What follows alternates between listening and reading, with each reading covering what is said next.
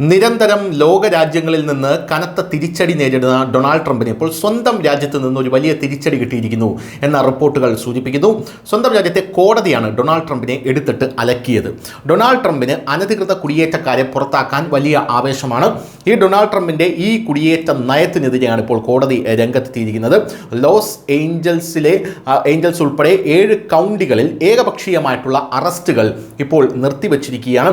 വംശത്തിൻ്റെയോ വംശീയതയുടെ അടിസ്ഥാനത്തിൽ ക്വാട്ടകൾ നിറവേറ്റുന്നതിനാണ് കാലിഫോർണിയയിൽ അറസ്റ്റുകൾ നടത്തിയതെന്ന് അമേരിക്കൻ സിവിൽ ലിബർട്ടീസ് അവകാശപ്പെടുന്നു. എന്തായാലും ലോസ് ഏഞ്ചൽസ് ഉൾപ്പെടെ 7 കൗണ്ടികൾ ഇപ്പോൾ വലിയ ജാഗ്രതയിലാണ് എന്നും നമുക്ക് മനസ്സിലാക്കാൻ സാധിക്കുന്നു.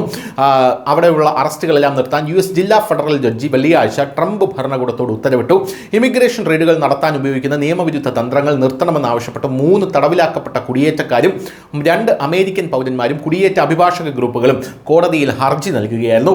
ഗവൺമെന്റിന്റെ നടപടികൾ ഭരണഘടനയിലെ 4ാമത്തെയും 5ാമത്തെയും ഭേദഗതികളുടെ ലംഘനമാണെന്ന് അഭിഭാഷക ഗ്രൂപ്പുകൾ വാദിച്ചതിനെ തുടർന്ന് US ജില്ലാ ജഡ്ജി മേം ഇ ഫ്രിംപോങ് ഫെഡറൽ ഗവൺമെന്റ് അഭിഭാഷകൻ ലോസ് ഏഞ്ചൽസ് ഇമിഗ്രേഷൻ തടങ്കൽ കേന്ദ്രം സന്ദർശിക്കുന്നത് വിലക്കിയിട്ടുമുണ്ട്. അതേസമയം നിയമനിർവഹണ ഏജൻസികൾ വ്യക്തികളെ അവരുടെ ചർമ്മത്തിന്റെ നിറം അടിസ്ഥാനമാക്കി ലക്ഷ്യമിടുന്നുവെന്ന യാതൊരു അവകാശവാദവും അപലപനീയവും പൂർണ്ണമായും തെറ്റാണെന്നും US department of homeland security deputy secretary Tricia McLaughlin ഇപ്പോൾ പറഞ്ഞിരിക്കുകയാണ്. അറസ്റ്റ് ചെയ്യുന്നതിന് മുമ്പ് ഉദ്യോഗസ്ഥർ ശരിയായ നിയമ നടപടി പരിശോധനകൾ നടത്തുന്നുവെന്നാണ് ഇപ്പോൾ അമേരിക്കയുടെ അവകാശവാദം.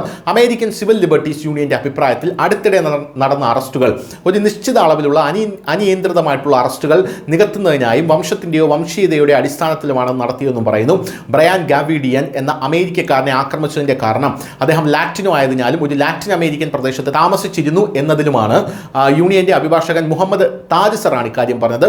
കാർ വാഷ് സെന്ററിലെ 2 വെള്ളക്കാരായ ജീവനക്കാരെ ഒഴികെ മറ്റെല്ലാവരെയും ഇമിഗ്രേഷൻ ഉദ്യോഗസ്ഥർ തടഞ്ഞിരുന്നു. അറസ്റ്റിന് കാരണം വംശീയത അല്ലെങ്കിൽ പിന്നെ എന്തിനാണ് നിങ്ങൾ അങ്ങനെ ചെയ്യുന്നത് എന്നാണ് ഇപ്പോൾ ഇവർ ചോദിക്കുന്നത്.